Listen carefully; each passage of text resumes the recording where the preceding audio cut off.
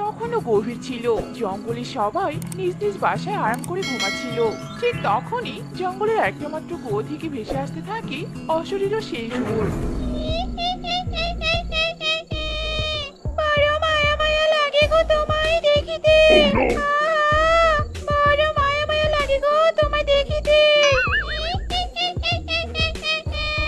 গান তো আমার শেষ হয়ে গেল। এবার তো আমার নাচ দেখতে ভীষণ ইচ্ছে করছে।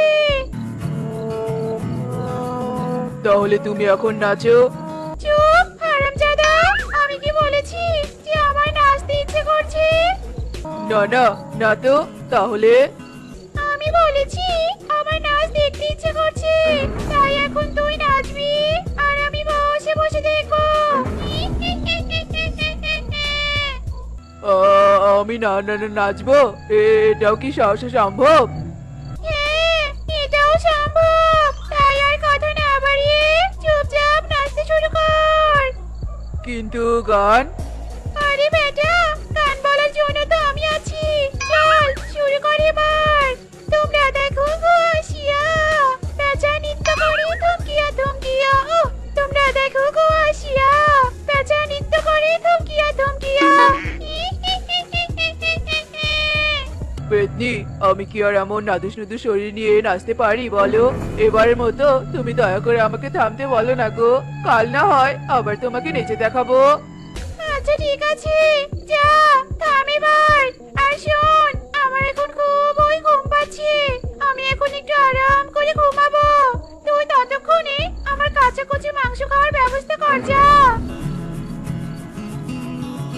এখন তেনার ঘুমাতে হবে, আর আমাকে কিনা তার জন্য রাত জেগে খাবার খুঁজতে হবে। মনটা চাচ্ছে ডাইনির মাথাটা এক কোপে কেটে ফেলি। প্যাঁচা বিরক্ত হয়ে খাবারের খোঁজে বের হয়। এদিকে দেখতে দেখতে সকাল হয়ে আসে, আর সব পাখিরাও জল নেয়ার জন্য কুয়োয় আসে। আর তারা যেই না কুয়োর ভিতর থেকে বালতি দিয়ে জল তুলে নিয়ে উপরে আনে, আর তখনই তাদের চোখ পুরো ছানা বড়া হয়ে যায়। কুয়ো থেকে জল উঠে না এসে এমন রক্ত কেন উঠে এলো? কি আছে কুয়োর ভিতর? আমার তো মনে হচ্ছে কুয়োর ভিতরে কোনো ভূত আছে, আর সেই ভূতই আমাদের জলের বদলে রক্ত দিচ্ছে। ওরে বাবা রে বাবা, আমাদের আর এক মুহূর্ত এখানে থাকলে চলবে না। সবে চলো এখান থেকে। আমরা না হয় এখন এখান থেকে পালিয়ে গেলাম, কিন্তু এরপর আমরা জল কোথায় পাবো? জল ছাড়া যে আমরা অচল। জলের অভাবে তখন আমাদের মৃত্যু হবে। হে সৃষ্টিকর্তা, তুমি আমাদের এখন বিপদে ফেললে। এক পাশে জলের অভাব, আরেক পাশে এক ভূত। এরপর সবাই ভয় পেয়ে সেখান থেকে চলে যায়, আর পেতনি তার বাসাটাকে আরো বেশি পাকাপোক্ত করে নেয়। এদিকে জঙ্গলের এক কিনারে বাস করতো এক সাপ দম্পতি। নাগরাজ, আমার আজ ডিম দেওয়ার সময় হয়েছে। তুমি আমার জন্য বাসাটা পাকাপোক্ত করে দাও তো, যাতে করে আমি একটু আরাম করে ডিমটা দিতে পারি। তুমি কোনো চিন্তা করো না নাগিন, আমি তোমার জন্য সব ভালোভাবে ঠিক করে রেখেছি। তুমি শুধু যাও আর আরাম করে ডিম দাও। নাগরাজের কথা শুনে নাগিন অনেক খুশি হয়, আর তারপর নাগিন তার ডিম দেওয়ার বাসায় যায় আর একটা সুন্দর সোনালী রঙের ডিম দেয়। নাগরাজ, নাগরাজ দেখো দেখো, আমাদের সোনালি ডিম। হ্যাঁ নাগিন, এবার আমাদের সোনালী রঙের ডিম হওয়ারই কথা ছিল, কারণ এতে যে এবার নাগমণি আছে। আর এই নাগমণি কোনো সাধারণ নাগমণি নয়, এতে যে আছে মহাশক্তি, যা দিয়ে সব ধরনের অপশক্তিকে প্রতিহত করা যাবে। তাই নাকি নাগরাজ? এটা তো আমি আগে জানতাম না। এখন তো তাহলে এই ডিমকে পাহারা দিয়ে রাখতে হবে।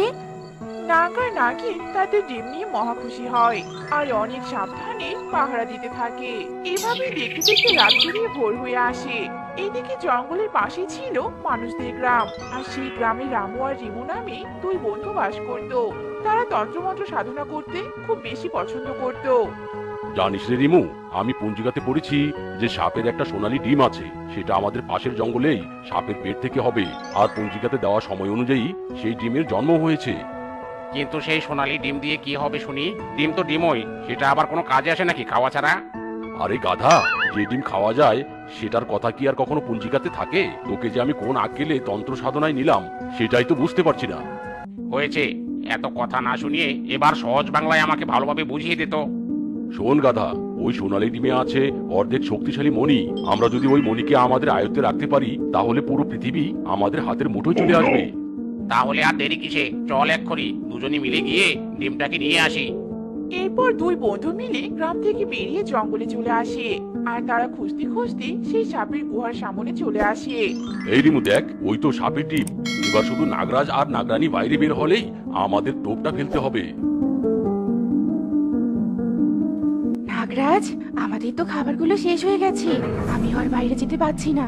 তুমি বরং আজকের জন্য বাইরে যাও আর কয়েকদিনের জন্য খাবার মজুত করে নিয়ে এসো। আমি বরং ততক্ষণ একাই থাকি আর পাহারা দিই। আচ্ছা ঠিক আছে নাগিন, তবে তাই হোক, তুমি সাবধানে থেকো। এরপর নাগরাজ নাগরানীকে রেখে চলে যায় আর নাগিন পাহারা দিতে দিতে হঠাৎই ঘুমিয়ে পড়ে। আর সেই সুযোগে রামু আর হিমু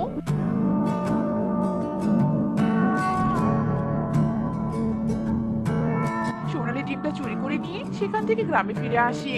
এবার আমি হব অধিক শক্তিধর, আমার ধারের কাছে কোনো তান্ত্রিকও এখন আর আসতে পারবে না।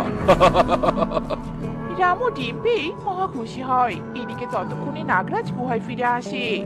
নাগিন, তুমি ঘুমাচ্ছ? আর আমাদের সোনালি ডিম কোথায়? নাগরাজের কথা শুনে নাগিন ঘুম থেকে চমকে ওঠে আর ডিম দেখতে না পেয়ে সে নিজেও অবাক হয়ে যায়। নাগরাজ, আমাদের ডিম কোথায় চলে গেল? আমি তো এখানেই ডিম রেখেছিলাম। আর কখন জানি হঠাৎ করে আমার ঘুম চলে এসেছিল আর আমি ঘুমিয়ে পড়েছিলাম। আমি কেন ঘুমালাম? নাগরানী, তুমি আর কেঁদো না। আমাদের ডিম কে নিয়েছে সেটা জানি না, তবে মানুষ জাতি আমাদের ডিম নিয়েছে। এই দেখো তাদের পায়ের চিহ্ন। মানুষরা তো খুব স্বার্থপর হয়, তারা নিজেদের স্বার্থের জন্য যে কারো ক্ষতি করে ফেলতে পারে। ওগো, তুমি আমাদের ডিম ফিরিয়ে আনার ব্যবস্থা করো না গো, ব্যবস্থা করো। চলো আমরা দুজনে মিলেই ওই গ্রামে যাব আর আমাদের ডিম খুঁজে আনবো। এরপর নাগরাজ আর নাগরানী রেগে আগুন হয়ে দুজনেই মানুষদের গ্রামে যায় আর সামনে যাকেই পায় তাকেই দংশন করে। আর অমনি সেই মানুষগুলো বিষের তাড়নায় মারা যায়। নাগরাজ, আমি তো অনেক খুঁজলাম, কিন্তু কোথাও তো ডিম পেলাম না। আমরা আরো খুঁজবো, তবুও ডিম বের করে ছাড়বো।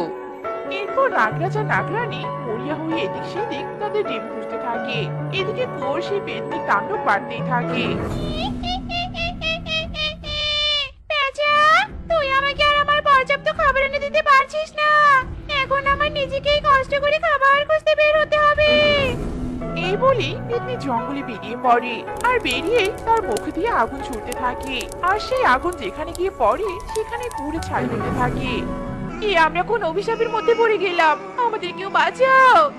এভাবে আর এই পেতনির অত্যাচার সহ্য করা যাবে না।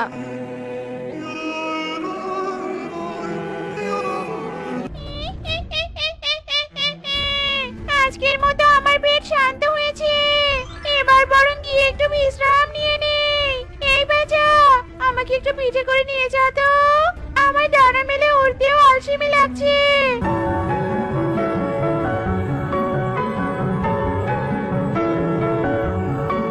এভাবে আর হবে না, চলো আমরা সবাই ভৈরবী মায়ের কাছে যাই। এরপর সব পাখিরা মিলে ভৈরবী মায়ের কাছে যায় আর পেতনির সব ঘটনা খুলে বলে। ওই পেতনিকে আমি দাঁড়াতে পারবো না, ওকে দমন করতে হলে সাপের সোনালী ডিমের মণি লাগবে। তার জন্য তোদের সেই সাপের ডিম সংগ্রহ করতে হবে। কিন্তু সেই ডিম কোথায় আছে? নাগরাজ আর নাগরানীর কাছে আছে সেই ডিম, আর তারা জঙ্গলেই আছে। তাই সময় নষ্ট না করে তোরা সাপের ডিমের সন্ধান কর। ঠিক আছে ভৈরবী মা। এরপর টুনি সেই নাগরাজ আর নাগরানীকে খুঁজতে বেরিয়ে পড়ে আর খুঁজতে খুঁজতে জঙ্গলের শেষে চলে যায়। আর সেখানে গিয়ে নাগরাজ আর নাগরানীর সাথে দেখা হয়ে যায় আর টুনি তাদের সব কথা খুলে বলে। কিন্তু সেই সোনালী ডিম আমার কাছে আর নেই, কোনো মানুষ তা চুরি করে নিয়ে গেছে। এখন ওটা যদি আমরা আমাদের কাছে আনতে না পারি তাহলে যখন তখন কোনো বিপদ হয়ে যাবে। সাধারণ মানুষেরা কখনোই আমার কোনো কথা শুনবে না, একমাত্র তারা শুধু মোড়লেরই কথা শুনবে। চলো আমরা মোড়লের কাছে যাব। এরপর টুনি নাগরাজ আর নাগরানীকে নিয়ে গ্রামের মোড়লের কাছে যায় আর সব ঘটনা মোড়লকে খুলে বলে। আমার গ্রামের ছেলেরা তো এত নিচে নামতে পারে না। আপনি ভালোভাবে দেখুন মোড়ল মশাই, অবশ্যই কেউ না কেউ আছে। রামু আর রিমু নামের দুটো ছেলে আছে, তারা তন্ত্রমন্ত্র সাধনা করে। তবেই কি তারা এই কাজটা করেছে? আপনি চলুন গিয়ে দেখি। তোদের এত বড় সাহস, অসহায় বাবা মায়ের কাছ থেকে তাদের ডিম চুরি করে এনেছিস। এর বিনিময়ে তোদের আমি কারাগারে নিক্ষেপ করার আদেশ দিলাম। না মানে মোড়ল মশাই, আমাদের কারাগারে বন্দি করবেন না। মোড়ল তাদের কোনো কথাই শোনে না, তাদের দুজনকে কারাগারে নিক্ষেপ করে আর ডিম টুনির হাতে তুলে দেয়। টুনি ডিম নিয়ে সোজা ভৈরবী মায়ের কাছে যায়। আর ভৈরবী সেই ডিম নিয়ে জাদুমন্ত্র করতে থাকে। আর তখনই ডিম থেকে এক সোনালি আভা বেরিয়ে পুরো পেতনির গায়ে গিয়ে লাগে। আর অমনি পেতনির পুরো শরীরে আগুন লেগে যায়। কি করলে আমার সাথে এত বড় প্রতারণা? পেঁচা, আমাকে বাঁচা! বেচা, পেতনির কথা না শুনে আপন প্রাণ বাঁচা।